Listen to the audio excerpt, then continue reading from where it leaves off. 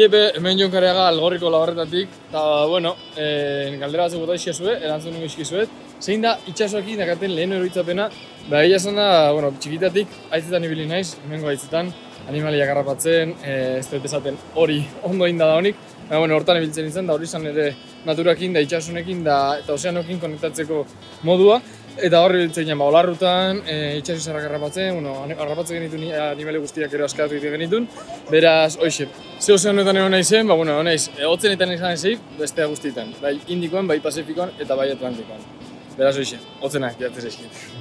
Eta ozeanoetan disfrutatzeko 1000 modu daude, eta horietako bat, nahi egin gustatzen zaitena, da, lehenik da behin hori, mendikan ibili, korrika egiten ibili, buzeatzea gustatzen zait, snorkelitea, bainu bat hartzea, eta baita ere, surfa eta bestelako kirolak egitea praktikatzea gustatzen zait. Gero, esautzeten animalikan bitxiena itxasuan nolagarra da, ez bakarrik bere eskuntatzeko gaitasunagatik, ez bakarrik bere kamuflatzeko edo mimetizatzeko dekan gaitasunagatik, baizik eta bere inteligentziagatik.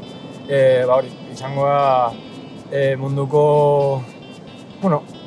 ornoduna ez dan animali inteligentena edo adimen altuen duen animalia. Eta hor ikustea, ez? Dokumental bat dago, Octopus My Teacher hor ikustea, ze gaitasunakan bai eta pertsonekin konektatzeko, identifikatzeko, eta inkluso behaien bere bizitza natural hortan, ingurumenekin eta bestelakoekin erlazionatzeko modu hortan. Eta harrigarriena, asko daude, animali asko daude, benetan harrigarriak, eta ezautzen ez digutuguna, eta igual ur azpian, pare bat kilometro eta Euraztian aurkitzen diren horiek, azkenian baliabide eta errekurtso oso desberdinak dazkate behaien inguruan bizirauteko. Baina hola, denok ezautzen animali bat, nik uste orka izango litzake harrigarriena.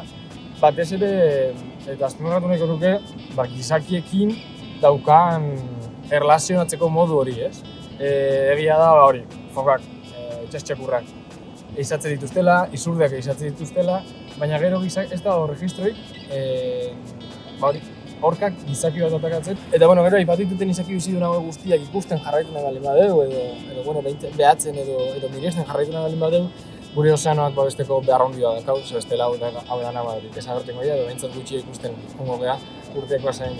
Eta ozeanoa babesteko, gauza asko egin ditzakegu, plastikoa, hortik hasi, plastikoa jaso itxasotik ikusten dugunean, alik eta zabor gutxien sortu, gure etxetan, kimikorik ez isurik, ez? Eta inkluso guk ozeanoak ikusteko daukagun modu hori ebai aldatu. Eta bestalde gaur egun arrantza industria kutsadura handi bat daka gure ekosistemetan. Plastiko isuriaren ehuneko handi baten errudun da.